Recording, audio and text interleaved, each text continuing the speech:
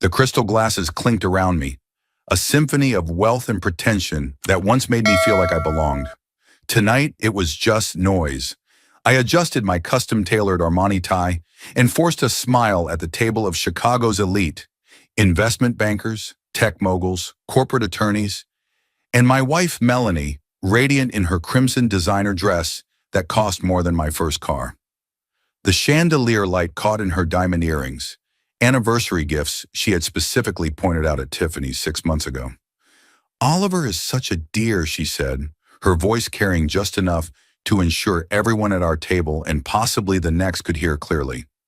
"He still believes business is about integrity and honest work. Isn't that absolutely adorable? Like something from another century." Laughter rippled around the table. Not the kind that warms you, the kind that burns through your dignity. Richard Thornton, CEO of Midwest Financial, actually choked slightly on his wine. He was laughing so hard. His wife Patricia patted his back while shooting me a look of poorly disguised pity.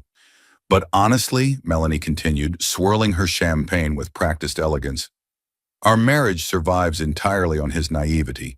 He actually believes I married him for love, and not because I needed stable backing for my agency." Another round of laughter, sharper this time. "Remember when he thought my clients actually cared about his tech opinions at our dinner parties?" I felt something crack inside me.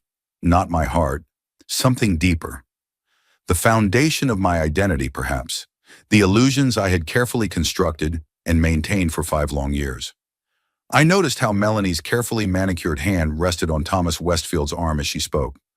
Thomas, the venture capitalist who had rejected my business proposal twice, but funded 3 of Melanie's clients. I saw how she leaned toward him, how her perfume, Chanel No. 5 that I had gifted her for Christmas, wafted more in his direction than mine. I stood slowly, deliberately, napkin placed precisely beside my barely touched filet mignon. The conversation around me quieted. Melanie rarely allowed me to speak at these gatherings. "Then I suppose it's time I stopped being naive," I said, my voice quiet but steady enough that everyone at the table could hear.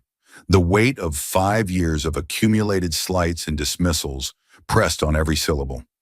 Melanie's perfect smile flickered for just a moment, enough to tell me she hadn't expected resistance. Not from me, her reliable backdrop, her silent financier, her convenient husband prop.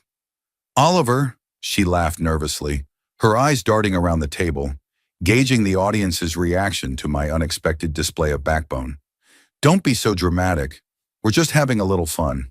Everyone knows how supportive you've been." "Supportive," I repeated, the word tasting bitter. "Yes, that's what good props are supposed to be, aren't they? Supportive, but silent." The table had gone, uncomfortably quiet. Richard Thornton suddenly became very interested in his wine glass. His wife Patricia's eyes widened slightly, sensing the entertainment value of real marital discord. "Yes," I continued, buttoning my jacket with deliberate slowness. "I see everything clearly now." I reached into my wallet, extracted 5 crisp $100 bills, and dropped them onto the table. "For my share of the fun, the rest of my contribution to this marriage is officially ending." Melanie's face flushed, matching her dress. "Oliver, stop this immediately," she hissed, abandoning her socialite voice for the cutting tone she used at home. "You're embarrassing yourself."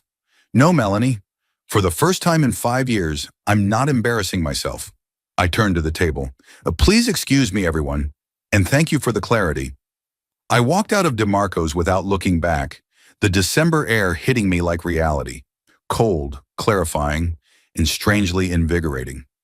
The city lights of Chicago sparkled around me, seeming brighter somehow, as though I was seeing them clearly for the first time in years. The valet looked concerned as he saw me emerge alone. "Everything okay, sir? Would you like me to call your car?" "Actually," I said, surprising myself with my calm, "I think for the first time in years, everything is about to be genuinely okay." Our house, correction, my house, was silent when I returned. The 3-story Victorian in Lincoln Park that I'd purchased with the proceeds from my consulting work before Melanie had ever entered my life. Melanie had always insisted it was too traditional and embarrassingly old-fashioned, but never enough to refuse living in it rent-free, while funneling her agency's minimal profits back into essential business development. I poured myself 3 fingers of bourbon from the crystal decanter, another piece she considered tragically suburban, and wandered through the rooms, seeing them with new eyes. The kitchen where Melanie hosted her essential business dinners for her PR agency clients, always insisting I make myself scarce after briefly introducing myself. The dining room where she'd corrected my table manners in front of her friends, turning every mispronounced wine region into a charming anecdote at my expense. The living room where I'd been introduced, always as an afterthought. And this is my husband, Oliver. Never, this is Oliver, my husband. The difference had always bothered me, though I'd never articulated why. Now it was crystal clear. The possession came first, the person second. The bourbon burned pleasantly as I climbed the stairs to our bedroom. Melanie's perfumes lined her vanity. Chanel, Dior, Hermes, gifts I'd given her that she dismissed as obvious choices before using them daily. When her friends complimented her scent, she would mention the perfumer, but never the giver. I opened her closet, 3 times the size of mine, and ran my hand along dresses that cost thousands. Dresses I'd paid for with consulting contracts that required 60-hour work weeks, while she insisted her agency was building momentum. 4 years of building momentum. 4 years of her assuring me that PR takes time to establish, while I watched her spend more than she earned. 4 years of her explaining why her clients required lavish dinners, weekend retreats, and expensive gifts to maintain relationships, while my suggestions for budgeting were dismissed as small-minded. I wasn't a wealthy man, not by Chicago standards, a successful IT consultant, comfortable but not rich. But I'd been comfortable enough for Melanie to marry me 5 years ago, when she was just starting her agency and needed stability. Comfortable enough for her to leverage my credit score for the business loans that financed her extravagant client acquisition strategy. And God, I'd loved her ambition, her fire, her social grace, all the things I lacked. Loved how she could command a room, how she knew exactly what to say to make important people feel even more important, how she could turn a simple dinner into a networking opportunity. I had genuinely believed we complemented each other, my steady reliability supporting her dazzling charisma. What a beautiful delusion that had been. I pulled out my suitcase from under the bed and began to pack methodically. Not everything, just enough. The rest could wait. I carefully selected clothes that Melanie hadn't chosen for me, books she hadn't pretended to read, cufflinks inherited from my father that she had pronounced charmingly vintage, with that particular tone that meant embarrassingly outdated. 3 hours later, the front door opened. I heard Melanie's heels clicking on the marble foyer, followed by her dramatic sigh, the one that signaled I was supposed to ask what was wrong, which would lead to a detailed recounting of some slight she had endured or some triumph she had achieved. I didn't respond to the cue. "Oliver," her voice echoed through the house. "Are you seriously still upset? God, it was just a harmless joke. Everyone knows we're perfect together. The Thorntons were just telling me how envious they are of our dynamic." She appeared in the doorway of our bedroom, taking in the open suitcase on the bed with a dismissive glance. Her makeup was still perfect, her hair immaculate, but there was a tightness around her eyes that betrayed her concern. Not for me, but for the disruption to her carefully orchestrated life. "What is this? Some kind of tantrum? A negotiation tactic?" She laughed, tossing her clutch on the bed. "Where exactly do you plan to go? To your mother's little house in Naperville? That would be quite a step down, even for someone with your modest ambitions." The casual cruelty was breathtaking and illuminating. I zipped the suitcase closed. "You never did bother to learn anything real about me, did you? My mother lives in Evanston, has for 15 years. I mentioned her move at least a dozen times, including when we were discussing where to spend last Christmas, which you ultimately decided should be in Aspen with your clients instead." Melanie waved a hand dismissively.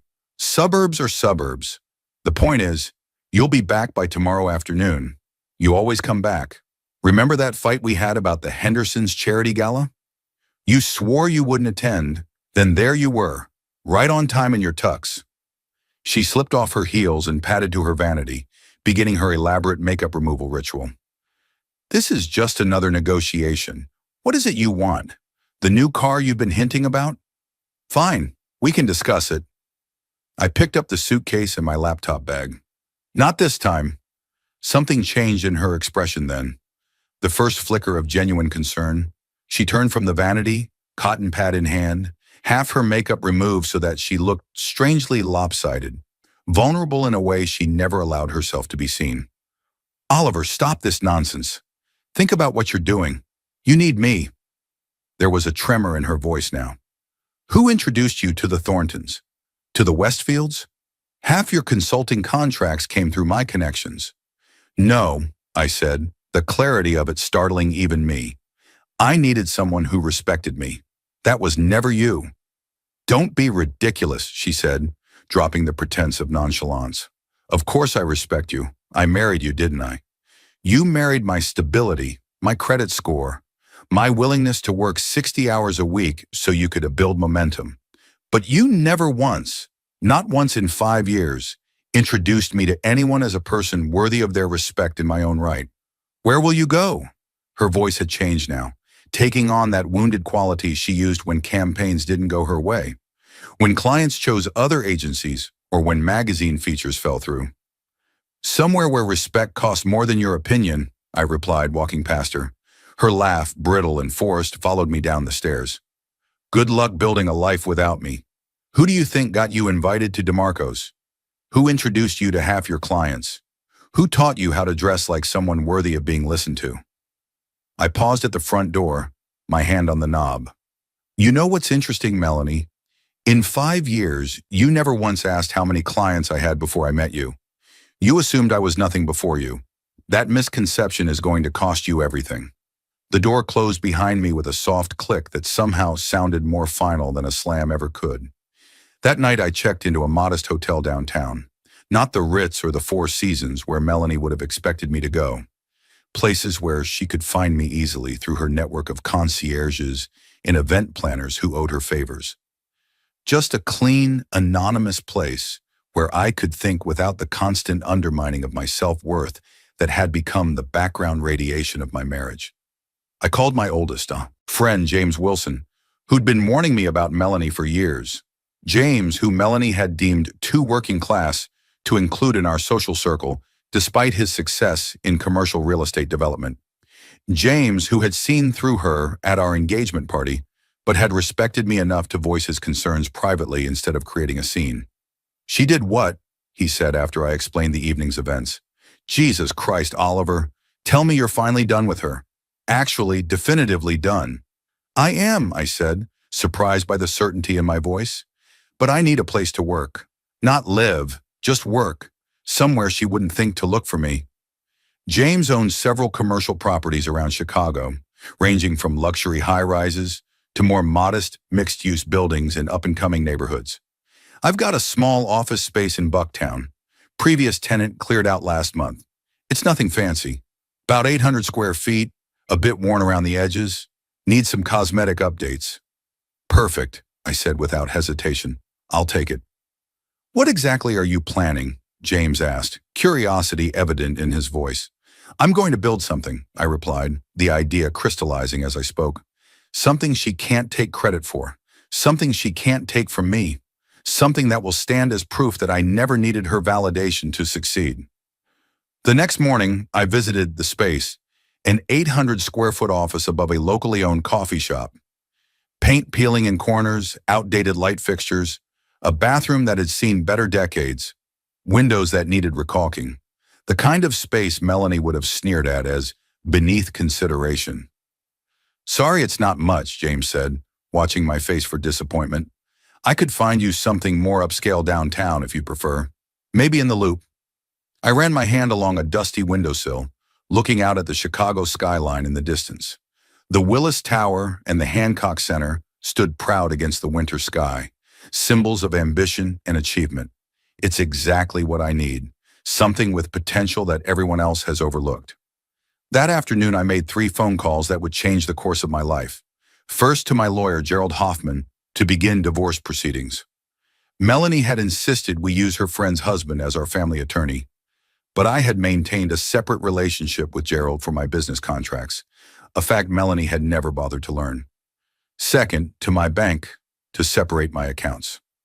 I had maintained a private account for my consulting work, but several joint accounts would need to be disentangled. The banker's voice betrayed no surprise. They had seen enough divorces to know the drill.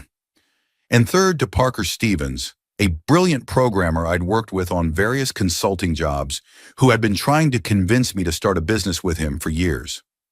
Parker, whom Melanie had dismissed as socially challenged after meeting him, once at a company holiday party, missing entirely his quiet genius because it wasn't packaged in a designer suit and polished small talk. "Parker," I said when he answered, "remember that automation software you were developing for small businesses? The one that could handle inventory, point of sale, accounting, and customer management in one integrated system? Is it still gathering dust on your hard drive?" "Yeah," he replied cautiously. "Why the sudden interest?" "Last time we talked about commercializing it, you said the timing wasn't right. The timing is perfect now. I want to build it. For real this time. You handle the technical development, I'll manage the business side. 50-50 partnership, no outside investors until we're stable enough to dictate terms." There was silence on the other end. Then, "What changed, Oliver? Last time we talked about this, you said Melanie thought it was too risky for your financial situation, that her agency needed to be the priority until it was established." "Melanie's opinion is no longer relevant to my decisions," I said, feeling a weight lift as I spoke the words aloud. "Her agency will never be established enough. That was by design." "Holy shit," Parker laughed, a mixture of disbelief and excitement. "Are you drunk? High? Having a midlife crisis? Because if this is real, I'm absolutely in." "None of the above. I'm just finally thinking clearly, seeing things as they are instead of how I wish they were." I paused, gathering my thoughts. "Are you in or out, Parker? No pressure, but I'm moving forward with or without you." "I'm all in," he said without hesitation. "I've been waiting 3 years for you to say those words. But what are we calling this venture of ours? Stevens Reed Technologies? Reed Stevens Solutions?" I looked out the dirty window at the city that had simultaneously given me everything and taken it all away. At the skyline that represented ambition, determination, resilience. "Reed Innovations," I replied. "Simple, direct, mine." The possessive was intentional. For 5 years I had been Melanie's husband. Now something would be undeniably mine. Not to own her, as she had owned me, but to own my own creation, my own destiny. The next 6 months were a blur of 18-hour days, 7-day weeks, and a singular focus I had never before experienced. Parker and I transformed the shabby office into our headquarters, furnishing it with second-hand desks and chairs from office liquidation sales. We scrubbed the bathroom ourselves, repainted the walls a clean white, replaced the broken blinds, and set up a makeshift kitchen area with a coffee maker that became our lifeline. We hired 2 more programmers, both hungry recent graduates who were willing to work for modest salaries plus equity. Alex Chen, a quiet coding prodigy who could solve in hours problems that stumped others for weeks, and Layla Patel, a systems architecture specialist whose holistic approach to software design complemented Parker's more technical focus. Our product was deceptively simple in concept, but complex in execution. Automated inventory and point-of-sale systems for small restaurants and retail shops that couldn't afford the enterprise-level solutions dominating the market. The independent businesses that form the backbone of local economies but were being crushed by chains with superior technology. The market was wide open, too small for the big players to care about, but large enough collectively to build a substantial company upon. I emptied my savings, sold my luxury car for a used Honda, moved into a 1-bedroom apartment, a tenth the size of the house, and poured everything into the business. My new home was sparsely furnished, just a bed, a desk, and a chair. Melanie would have been horrified by its simplicity, by the lack of design elements and status signifiers. I found it strangely peaceful. My divorce lawyer called regularly with updates on Melanie's increasingly desperate attempts to claim half of Reed Innovations. "She's arguing that the intellectual foundation was established during your marriage," he explained during one particularly frustrating call. That you discussed business concepts with her that directly led to the formation of the company. The company didn't exist until after I left, I countered, pacing the small office. Parker and I had discussed the concept years before I even met Melanie, and she showed zero interest in it when I mentioned it during our marriage. In fact, she actively discouraged it. I know that, and we'll prove it. But she's persuasive, Oliver, and she knows people. Judge Richardson's wife serves on the same charity board. Judge Ellington's daughter interned at her agency last summer. Indeed, she did. Melanie's PR agency, Reed Communications, named after me in what I now recognized as the height of irony, represented several judges' charity foundations. She moved in social circles I'd only accessed because of my marriage to her. She knew how to leverage relationships, how to create the impression of intimacy and trust with people who could further her ambitions. For the first time, I wondered if that was all our marriage had ever been to her. A strategic relationship to be leveraged. One night, around 3 a.m., as I was reviewing code with our team for the 20th hour straight, my phone pinged with a text from Derek Sullivan, a man I'd once considered a friend. He'd been at the fateful dinner at DeMarco's, laughing along with the others at Melanie's jokes. The text contained only a photo, Melanie at some charity gala, laughing, champagne in hand, leaning intimately toward Thomas Westfield, the venture capitalist I'd pitched to twice without success. Her hand rested on his arm, her body angled toward him in a way that suggested more than professional interest. "Your wife's been telling everyone you're a dreamer living in fantasy land," Derek's message read. "Thought you should know she's been dragging your name through every social circle in Chicago. Says you had a mental breakdown and abandoned her. Westfield seems particularly sympathetic to her plight." I stared at the message for a long moment, feeling a complex mixture of emotions. Anger, certainly, but also a strange sort of gratitude for the final confirmation that I had made the right choice. Instead of responding, I took a blank sheet of paper, wrote 3 words, "Prove her wrong," and taped it to the wall above my desk. Not as a message of revenge, but as a reminder of what was at stake. My self-respect, my future, my truth. Parker saw it the next morning and raised an eyebrow. "New company motto?" "Something like that," I replied, diving back into work. A reminder of why failure isn't an option. Alex and Layla noticed it too, but asked no questions. They simply nodded and returned to their code, perhaps recognizing the universal language of determination born from underestimation. 18 months after that humiliating dinner, Reed Innovations signed our first major client, a regional chain of 37 breakfast restaurants called Sunrise Diners. Their existing inventory system was failing them miserably, leading to food waste, supply shortages, and scheduling nightmares. Our solution, after a 3-month trial in 2 locations, had increased their efficiency by 22% and reduced food waste by almost 30%. The day they signed the contract for all 37 locations, our office erupted in celebration. The team, now expanded to 8 people, crowded around as I signed the final paperwork. The 2 young programmers who had started with us, now seasoned team members earning competitive salaries, brought in champagne in plastic cups. "To Oliver," Parker toasted, raising his cup high, who refused to stay naive. The team cheered. I smiled but felt no euphoria. This wasn't about celebration for me. It was about validation. Proof that I wasn't the delusional dreamer Melanie had portrayed me as in Chicago's social circles. That night, as I was leaving the office, I saw Melanie across the street, watching our building. She was standing beside her Mercedes, dressed impeccably as always, her expression unreadable at this distance. When our eyes met, she didn't look away or approach.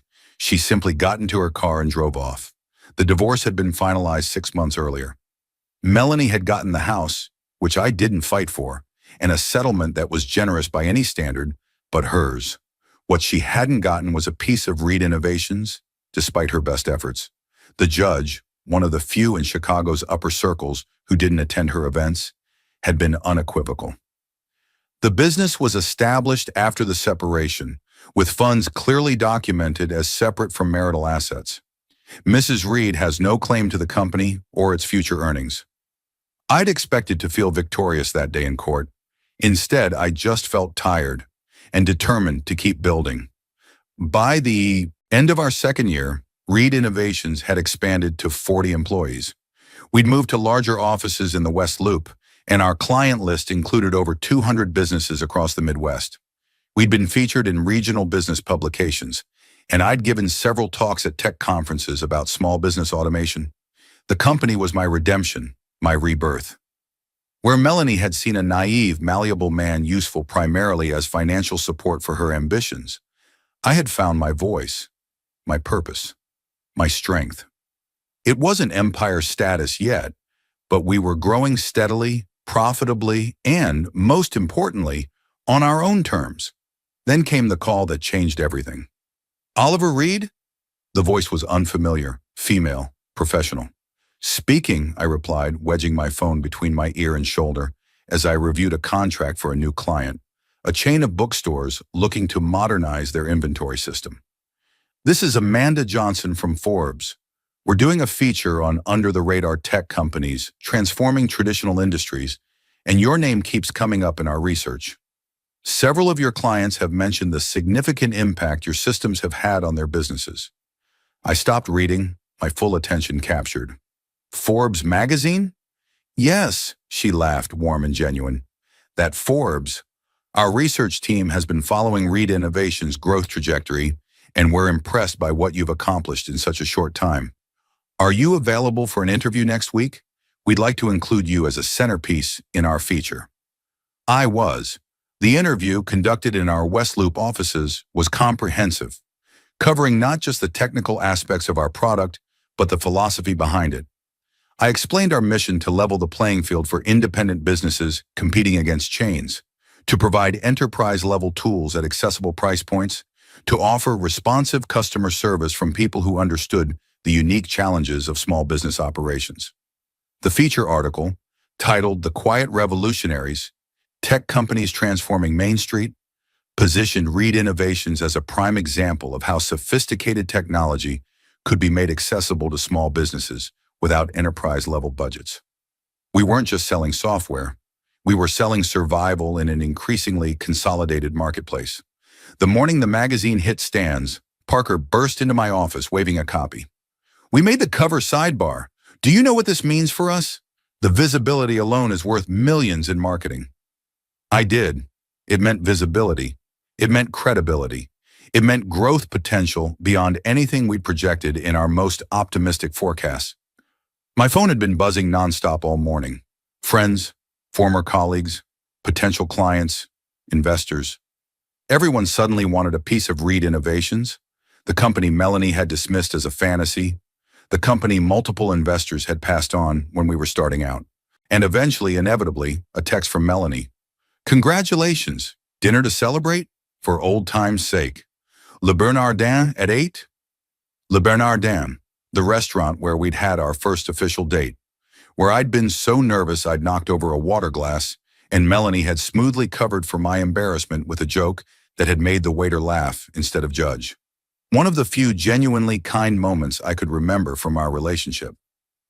I didn't respond. Later that day, as I was heading to a meeting with a potential investor, James called.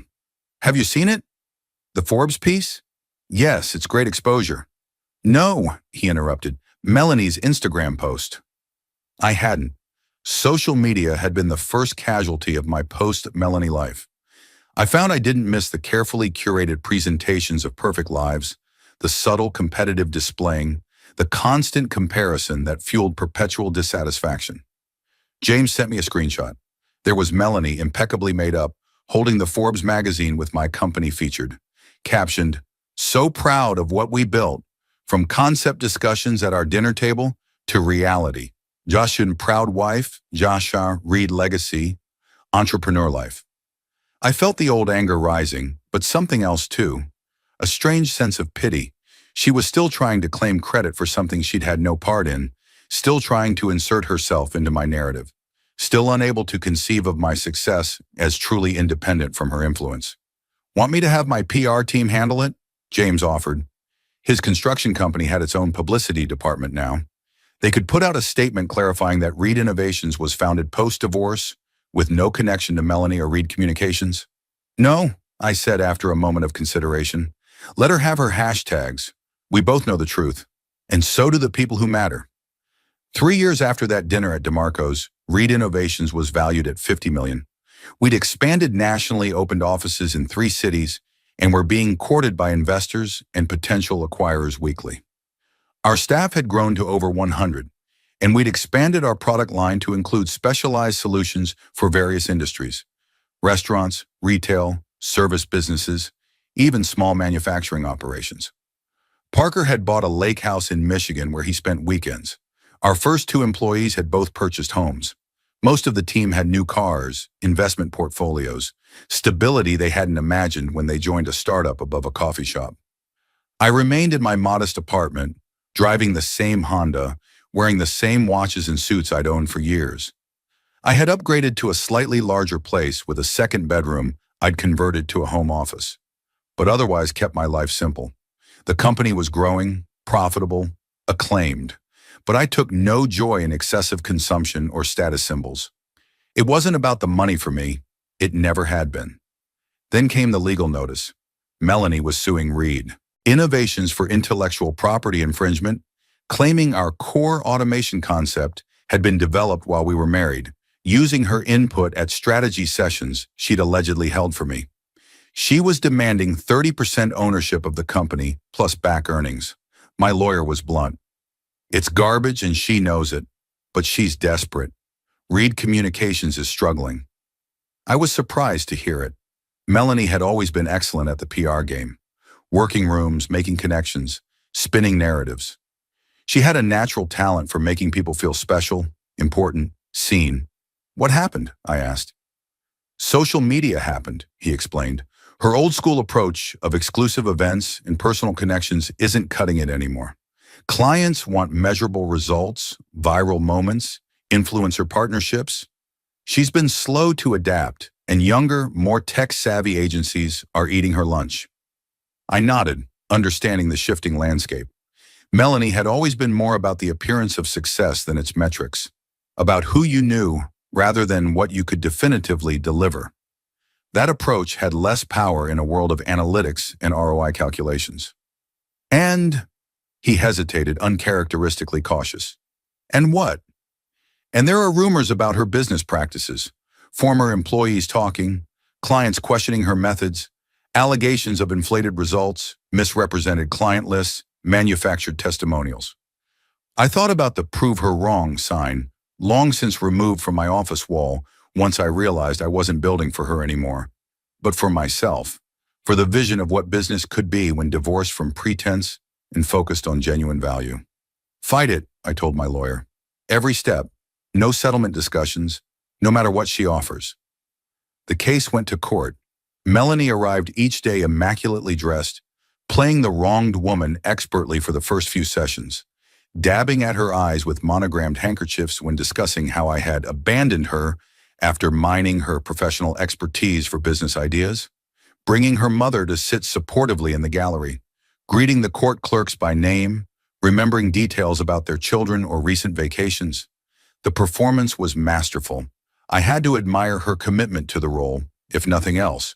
But as our evidence mounted, time-stamped development documents, early business plans dated after our separation, testimony from Parker about when the concept had actually taken shape, emails from during our marriage where Melanie had actively discouraged the venture, her facade began to crack. On the 3rd day of proceedings, I presented evidence that ended it all. A recorded conversation from a business dinner 2 years before I met Melanie, where Parker and I had first discussed the automation concept in detail. I'd forgotten about it until Parker found the old recording while cleaning out files for the case. Melanie's face went white as the audio played in the courtroom. Her lawyer leaned over and whispered something that made her shoulders slump. The perfect posture, maintained even through stress and exhaustion, finally faltered.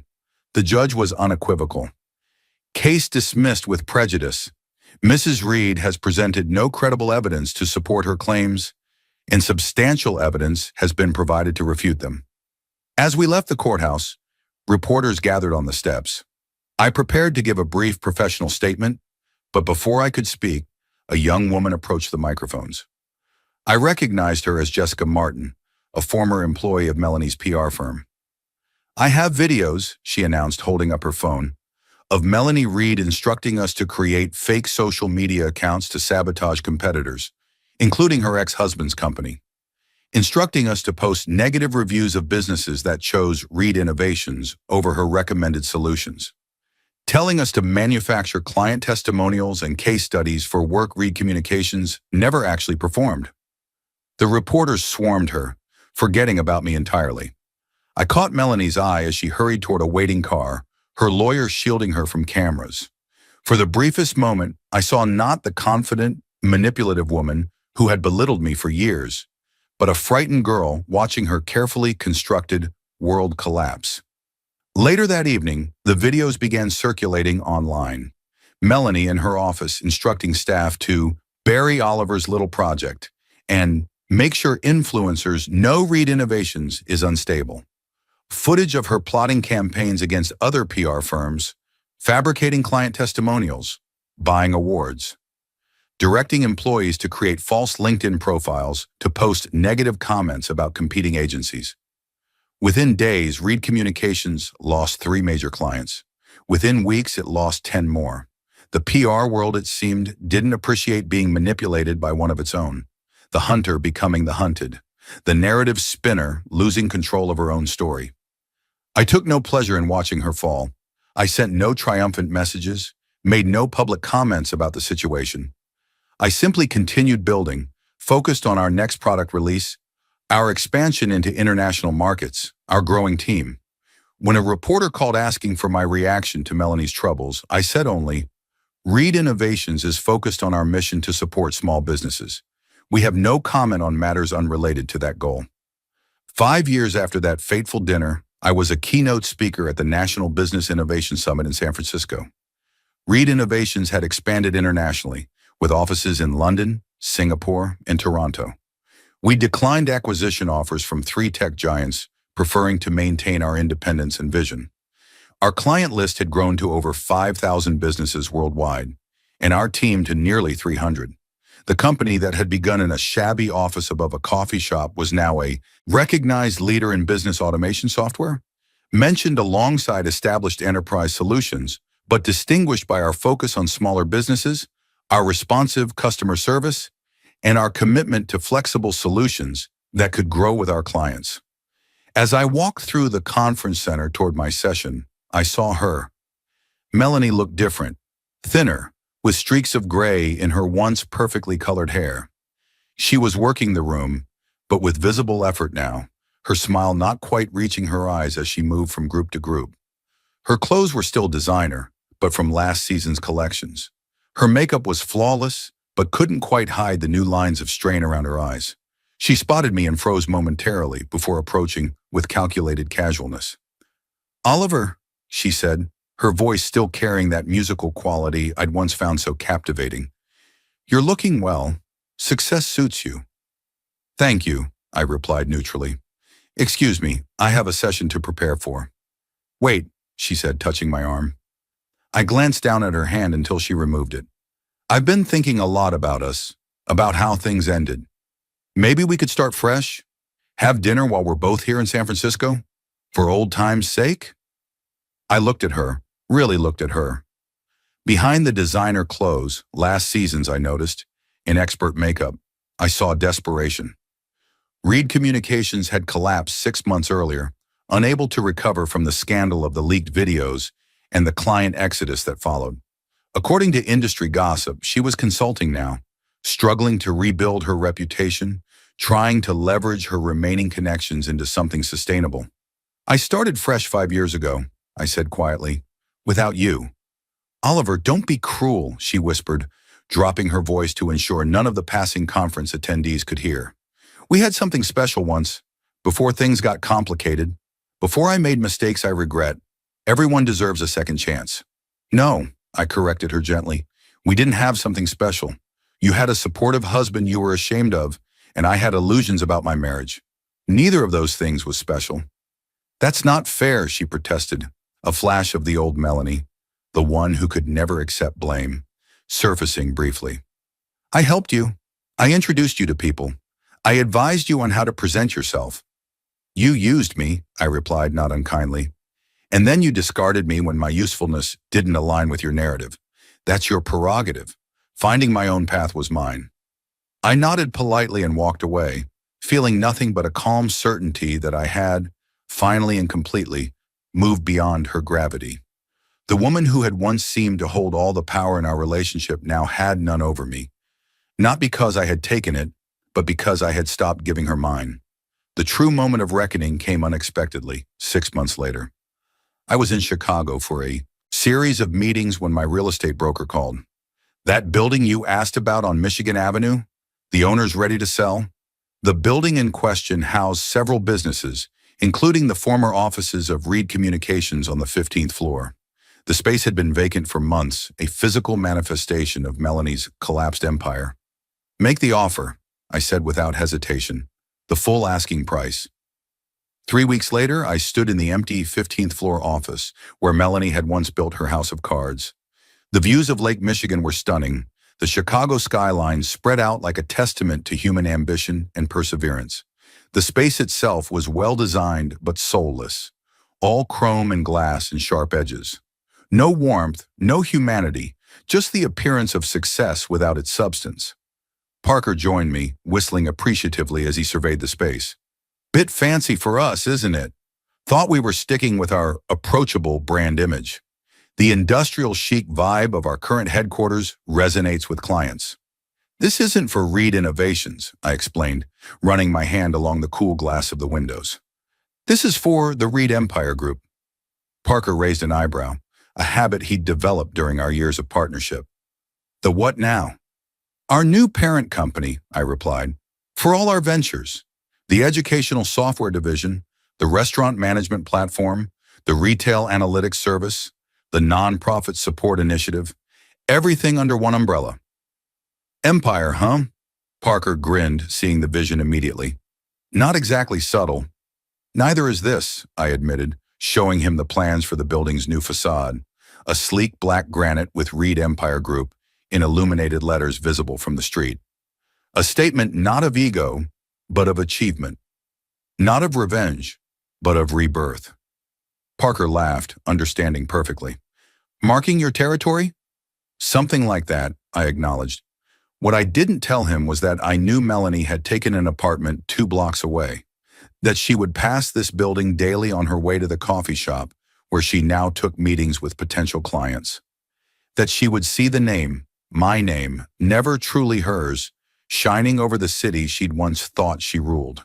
It wasn't revenge exactly, it was reclamation of my name, of my story, of the narrative she had tried to control. The impact on Melanie was greater than I'd anticipated. According to mutual acquaintances, seeing the Reed Empire Group headquarters every day wore on her. The woman who'd once dismissed me as naive was now watching my success illuminate the Chicago skyline. The constant visual reminder of what she had discarded, what she had underestimated, what she had lost through her own arrogance. Her consulting business struggled. Former clients, wary of the scandals surrounding Reed Communications, kept their distance. The social circles that had once embraced her now viewed her with suspicion. The charity boards that had once welcomed her donations and connections now found reasons why their rosters were full. I heard she'd had to sell our old house, her house, to cover debts, that she'd moved into that nearby apartment as a last grasp at maintaining appearances, that her mother had moved in with her to help with expenses. One evening at a charity gala I was reluctantly attending, Reed Empire Group was now large enough that certain social obligations couldn't be entirely avoided. I overheard 2 women talking in the coat check line. Did you see Melanie Reed earlier? My God, she's aged 20 years and 5. All that gray hair and those worry lines. And that dress. 2 seasons old at least. Stress will do that, the second woman replied, adjusting her diamond bracelet. Thomas says her reputation is beyond salvaging. Such a shame. She used to be so vibrant. Remember those parties at her house? The one Oliver bought before she drove him away? Karma, the first woman replied, not unkindly. You can't build a career on manipulating others and expect it to last. Oliver was smart to get out when he did. Look at him now. Success without the drama. That's real power. I slipped away before they noticed me, uncomfortable with their casual cruelty, even towards someone who had once been cruel to me. Success hadn't changed my fundamental belief that dignity shouldn't be a zero-sum game. My rise didn't require her fall. That had been her own doing. 7 years after that dinner at DeMarco's, I gave a commencement address at my alma mater. Looking out at the sea of young, hopeful faces, I found myself reflecting on the journey that had brought me here. The humiliation that had sparked determination. The underestimation that had fueled achievement. The most valuable thing that can happen to you, I told them, is being underestimated. It's fuel if you're brave enough to use it.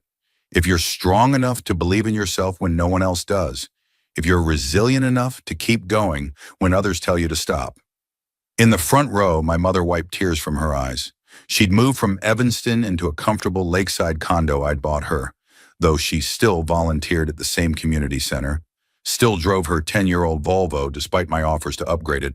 Some values run too deep to be changed by circumstances. Success isn't about proving others wrong, I continued, seeing the prove her wrong sign in my mind's eye. Initially, that may drive you. It drove me. But lasting success comes from proving yourself right about your values, your capabilities, your worth, about the vision you have that others may not yet see. After the ceremony, as students and parents mingled on the lawn, a reporter approached me. "Mr. Reed, you've built an empire from nothing in just 7 years. What's next for the Reed Empire Group? More acquisitions? An IPO? Retirement?" I smiled. Not nothing. I had clarity. And what's next is what was always the point, using our technology to help small businesses thrive. The empire is just a vehicle for that mission. As for retirement, why would I stop doing something that brings value to the world? It wasn't until later that evening, alone in my hotel room, that I allowed myself to acknowledge how far I'd come from that humiliated man walking out of DeMarco's restaurant. Not just in wealth or status, but in understanding my own worth independent of others' assessments. The revenge against Melanie had been sweet, yes, but the revenge against my own self-doubt had been infinitely sweeter. 2 months later, I was picking up groceries at a small market near my office when I saw her.